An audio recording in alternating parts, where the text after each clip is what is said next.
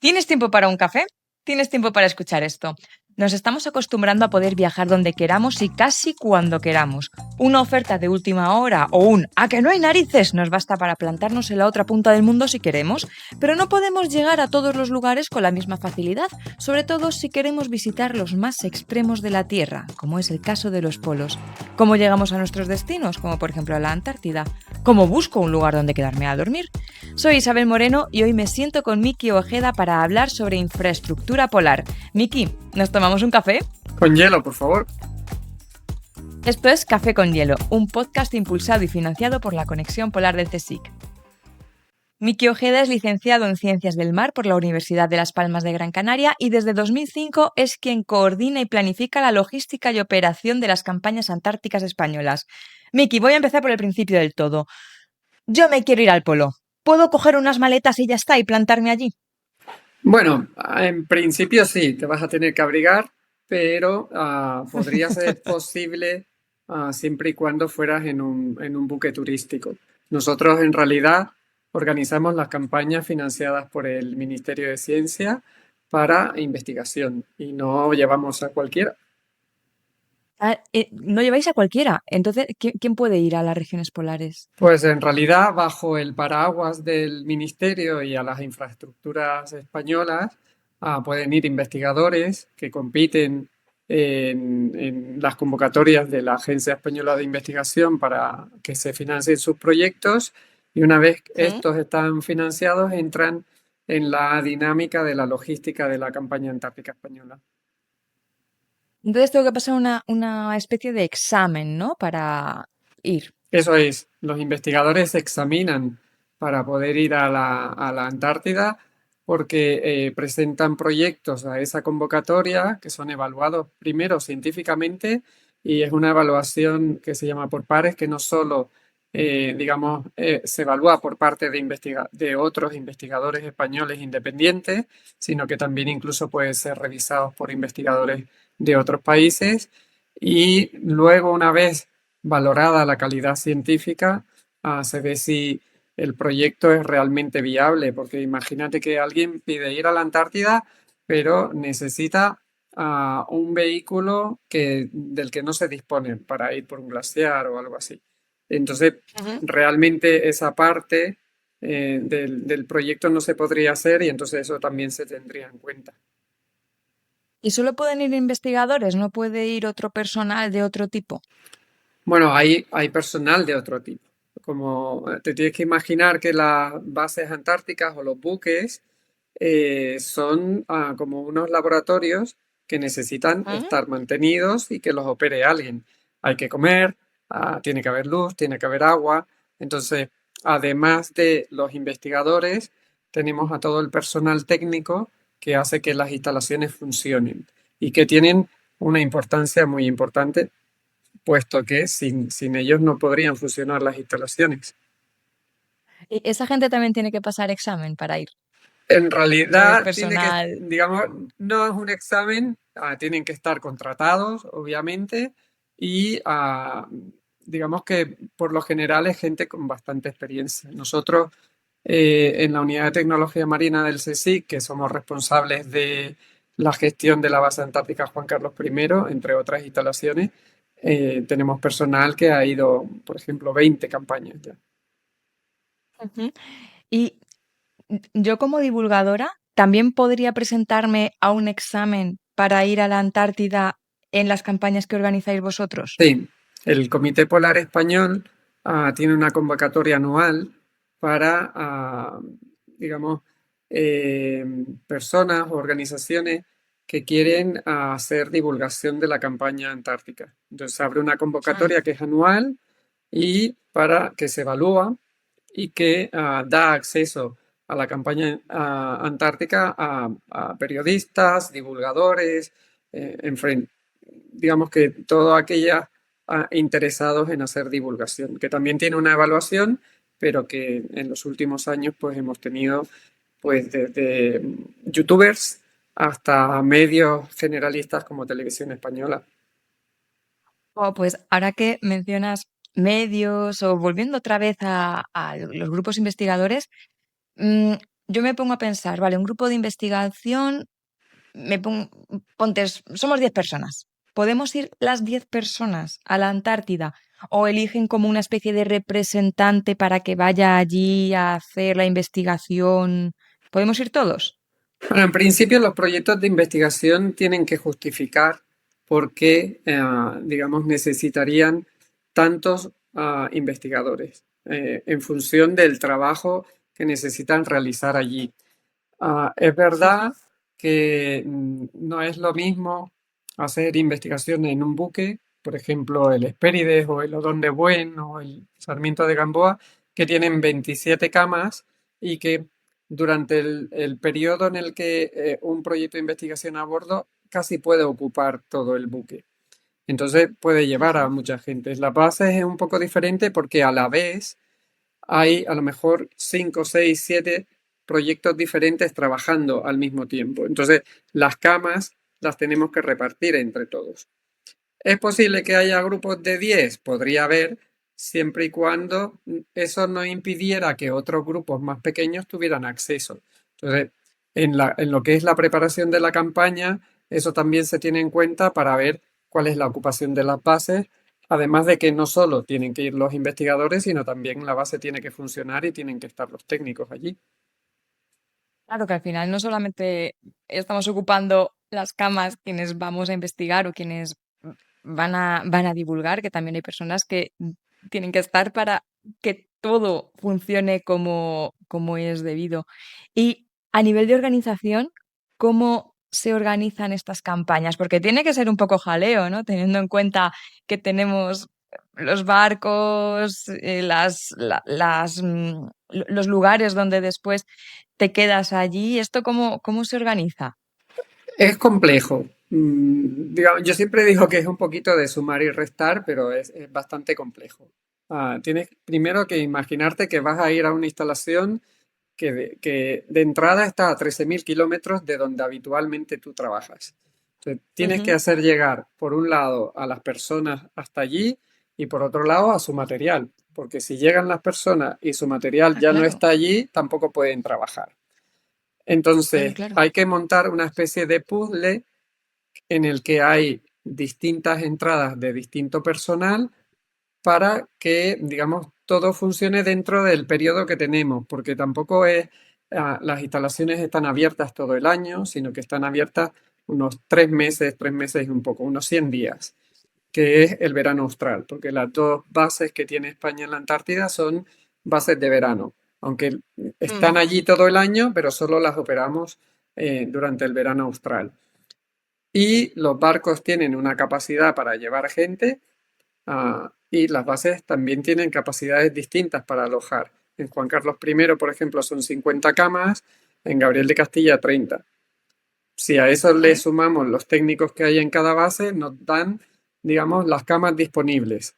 Y luego hay una gran variedad en cuanto a los proyectos de investigación, porque no todos necesitan estar la campaña completa. Hay algunos que sí, hay otros que tienen que estar al principio de la campaña porque trabajan con, digamos, ah, investigaciones que necesitan ser muy pronto en el verano austral, otros que les da igual el momento de la campaña en el que se vaya, unos que quieren Sí. estar 2 semanas. Entonces hay que hacer como un Tetris en el que van entrando las piezas para que, digamos, todo vaya un poco fluido y al final los proyectos estén el tiempo que necesitan y puedan hacer el trabajo que necesitan hacer.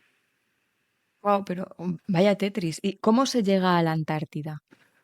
Pues mira, el viaje es largo, pero a veces es relativamente corto para algunos investigadores. El Mm. barco con todo el material tarda aproximadamente un mes desde España hasta las ciudades de Ushuaia y Punta Arenas, que son las ciudades que usamos como puerta de entrada, una en Argentina y otra en Chile. Y luego hay en barco 3 o 4 días de navegación desde esas ciudades hasta donde están las bases antárticas, y, pero también se puede ir en avión. Mm. En avión se puede ir desde Punta Arenas hasta una isla que está cercana a las islas donde están nuestras bases, que se llama Rey Jorge.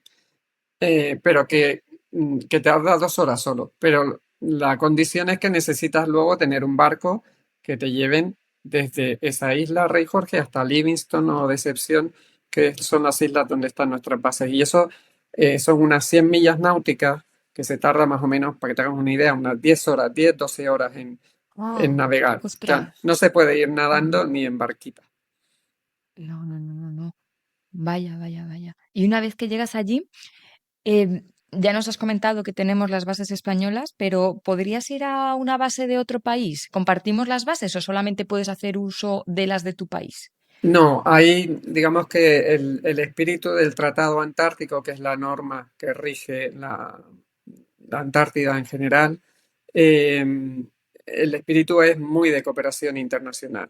Entonces nosotros, Ujú. a través del Comité Polar y las conexiones que tenemos con otros programas antárticos, podemos hacer que investigadores nuestros vayan a otras instalaciones y al revés. De hecho, cada año recibimos peticiones de investigadores de otros programas antárticos que vienen a trabajar a nuestras bases. Este año tenemos un investigador chino, tenemos un par de investigadores portugueses, am, hemos tenido en el barco un proyecto de 6 personas que venía de California.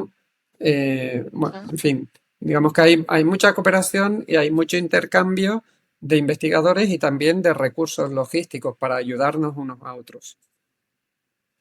Qué espíritu más bonito tiene la Antártida. Has mencionado el Tratado Antártico, que estoy convencida de que va a volver a salir en otro episodio o en otros episodios en este video podcast de Café con Hielo, que recordamos que a quienes nos están escuchando, que este es el primer episodio, pero están disponibles ya todos los episodios de esta edición de Café con Hielo. Pero vamos a volver a algo que has comentado al principio y sobre la pregunta que te acababa de hacer de dónde te hospedas, porque tú has dicho que realmente tú puedes coger una maleta y si tienes dinero te puedes ir como turista a los polos. En este caso nos vamos a quedar con la Antártida. Como turista, ¿tú dónde te quedas en la Antártida? Generalmente en buques. Son Barcos barcos de... de crucero que no son cruceros muy grandes, típicos estos cruceros enormes que vemos en los puertos en España que pueden llevar a lo mejor 1.200, 1.300 turistas. Generalmente Ujú. son cruceros un poco más pequeños, de entre 200 y 300 personas a bordo, de, digamos, pasajeros. Luego la tripulación es más o menos la misma cantidad. Y navegan por la zona de la península antártica, mayoritariamente. Hay, digamos, en otras partes de la Antártida también turismo, pero es un turismo caro. Es un turismo ¿Cómo que, de caro? pues, como 10 días de crucero está entre 15 y 25.000 dólares. Wow. Es caro. Wow, Y sí es eso caro, sí. no es lo más Sí. caro. Se puede hacer incluso en algunos buques un poco más lujosos, un crucero de 10 12 días por 50.000 euros. Wow. Sí, sí es caro, sí. Sí. Sí, sí. Y, Vaya. pero básicamente la mayoría del turismo es por la península antártica. Hay también turismo de ir hacia el interior de la Antártida. Alguna empresa am, hace, digamos, campamentos en el interior, pero eso todavía es muchísimo más caro. Eso está como mínimo en 50.000 dólares. Wow, qué barbaridad, qué barbaridad. Seguro que también en otros episodios se toca el tema del turismo, porque el turismo en la Antártida está aumentando mucho y además como van a regiones concretas y tan vulnerables, esto debe ser un problema, seguro.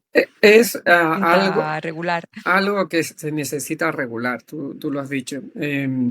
Digamos que en los últimos 5 o 6 años el turismo se ha incrementado bastante en la Antártida. El año pasado fueron más de 120.000 turistas los que visitaron la Antártida y Año pasado, necesita, 2025. exacto, y necesita un marco regulatorio y de hecho Mm. el Tratado Antártico ya está trabajando en esto. Va a ser lento y va a ser discutido, pero estoy seguro de que pues, se llegará a un acuerdo al final de la Mm. discusión. Oye, Miki, ¿y este aumento del turismo entra en conflicto con las campañas de investigación? Yo te diría que no, básicamente. Puede que en algún momento muy puntual, digamos que pueda haber un grupo de investigadores que esté trabajando en un área de las que ¿Mm? habitualmente visitan los buques turísticos, pero digamos que en lo que es en el movimiento y en el trabajo del día a día de los investigadores no se ve afectado y tampoco en la logística general de las campañas. Digamos que Ni van en los puertos, en los puertos en quizás los puertos sí, os encontráis. eso sí que es un Ah, problema. En los mm, puertos, porque los puertos, tanto Ushuaia como Punta Arenas son puertos pequeñitos, con un solo muelle, y realmente la presión que ejerce el turismo de crucero es muy elevada en esas dos ciudades, especialmente en Ushuaia.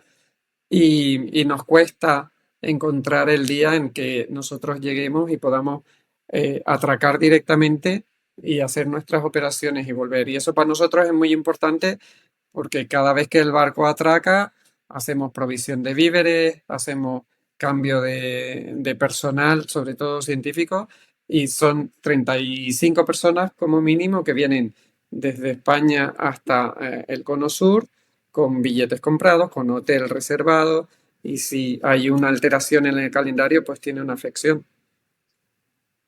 y hablando de esas alteraciones, vamos a abrir aquí el cajón de los trapos sucios, o no de los trapos sucios. Vamos a ponernos en el caso en el que empiezan a fallar cosas. ¿Qué pasa? ¿Qué pasa si de repente se rompe un barco? Porque todo este Tetris del que hemos hablado y todo este engranaje que parece que tiene que funcionar a la perfección para que todo sea fluido, porque tienes investigadores que van, que vuelven, que dependen del material que va en el barco, que tiene que llegar, que otro se tiene que ir para allá, que hay billetes y alojamientos comprados en determinadas partes del mundo.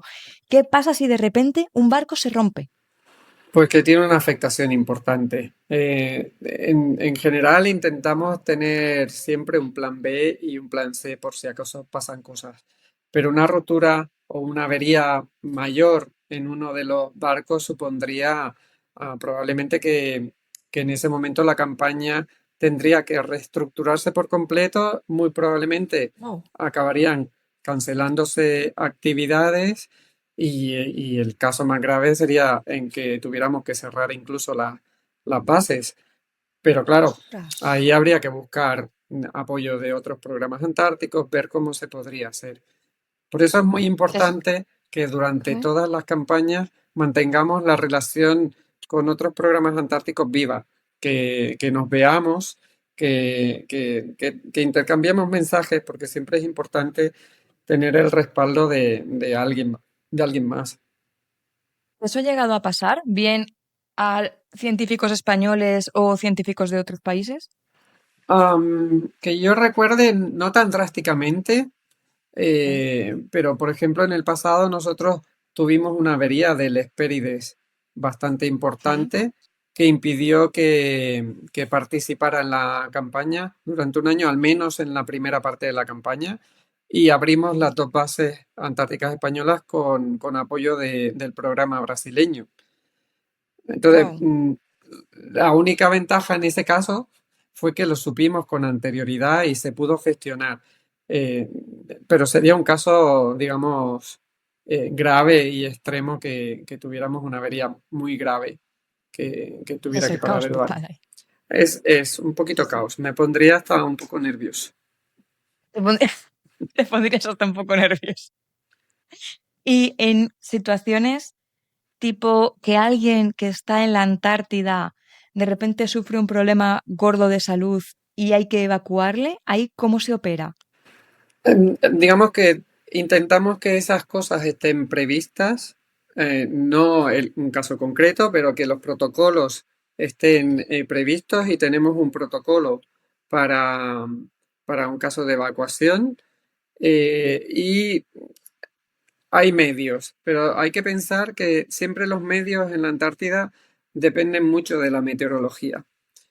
Como te Mm, decía ujú. antes, entre donde están nuestras bases y el aeródromo más cercano hay 100 millas náuticas y se tardan 10 horas en navegar esas 100 millas náuticas. Si hay que evacuar a alguien grave, lo mejor sería hacerlo en helicóptero, que en Rey Jorge Mm. también hay helicóptero y podremos usarlo. El problema es que los helicópteros solo vuelan cuando hay condiciones para que vuelen. Y puede Ujú. ocurrir que de repente nos salga un día de niebla. Por ejemplo, ahora mismo, hoy, tenemos a investigadores en un barco en Isla Rey Jorge esperando para volar. Y hoy no va a haber vuelos porque la niebla hace imposible que los aviones vayan hasta Rey Jorge. Entonces se van a tener que esperar Ostras. en el barco donde están y el barco tiene que estarse allí hasta ver si mañana tenemos condiciones. Pues con un evacuado nos pasaría lo mismo. Habría que intentar moverlo si hay condiciones o por lo menos tratarlo y estabilizarlo si no las hay. Y en las bases tenemos, digamos, enfermería relativamente bien dotada y médico en todas las instalaciones, Claro, para auxiliar en en el caso de mejor de los emergencia. casos.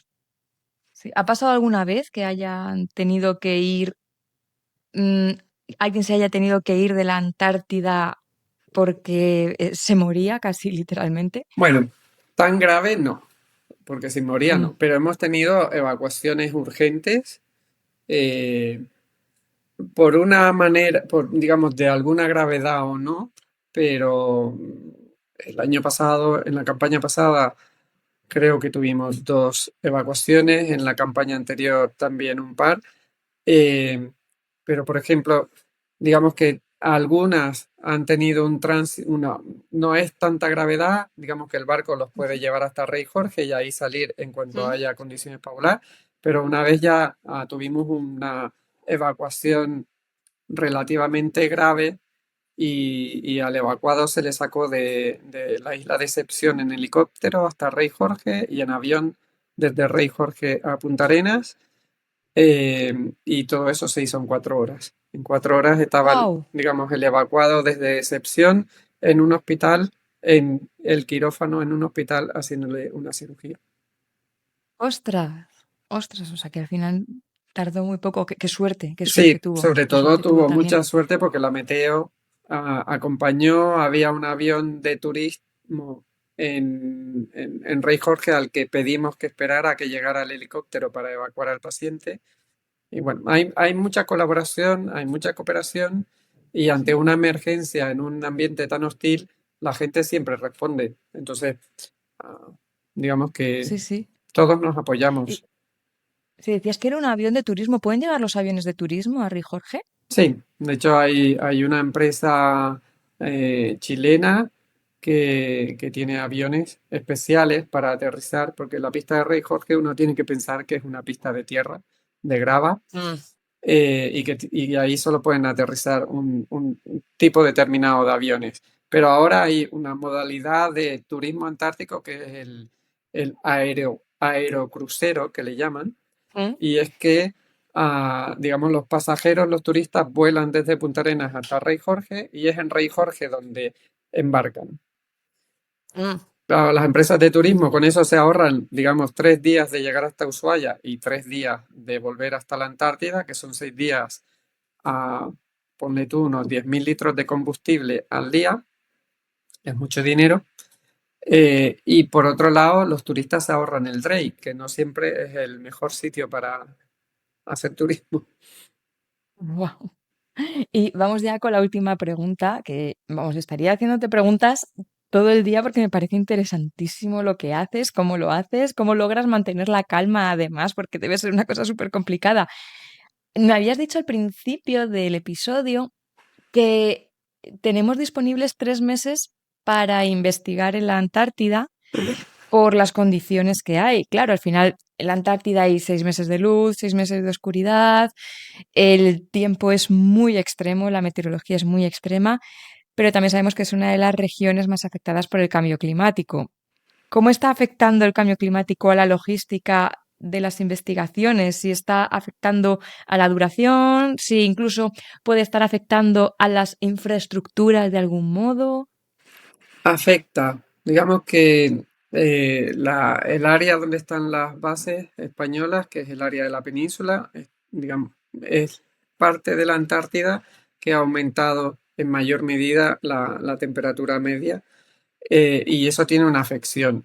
Hay diferentes ejemplos. Nosotros en la isla Livingston que, digamos, hemos tenido algún problema en el sitio donde tenemos las motos de nieve para el acceso al glaciar, porque el glaciar, digamos, había avanzado y se lo había comido, en los últimos años ha vuelto a retroceder y ahora no tenemos ningún problema para el acceso. Digamos que la zona donde tenemos esos equipos está libre de hielo. Y por otro lado, un ejemplo muy, muy latente es el de los ingleses, que en la campaña pasada su temporada de verano acabó en junio, que es más bien entrado el invierno Claro, austral. ¿Por qué? claro. Porque aunque están mucho más al sur, la cantidad de hielo marino que hay ha decrecido bastante y entonces han sido capaces de poder hacer operaciones hasta tan tarde. Wow. A ver qué veremos en el futuro. Vaya, desde luego que el cambio climático está afectando a todo lo que nos rodea y en todos los sectores, incluso Ujú. en esta logística. Miki, pues antes te había engañado con que era la última pregunta. La última pregunta, ya que estamos en Café con Hielo, va relacionada con el café. ¿Tú te tomas el café siempre igual? Generalmente sí. Y no soy muy cafetero, nunca es café solo, siempre es cortado, Mm. pero bueno, me lo puedo tomar a cualquier hora porque no me afecta realmente. No te afecta el café. Qué suerte, yo a partir de las 4 lo tengo que dejar porque si Uy, no, no, no voy a dormir. yo puedo dormir tranquilamente. Pues Miki, muchísimas gracias por acompañarnos hoy en Café con Hielo. Muchas gracias a ti. El podcast Café con Hielo está impulsado por la Conexión Polar CSIC. Ha sido guionizado y presentado por una servidora, Isabel Moreno, y la gestión, edición técnica y difusión la lleva Oikos MSP.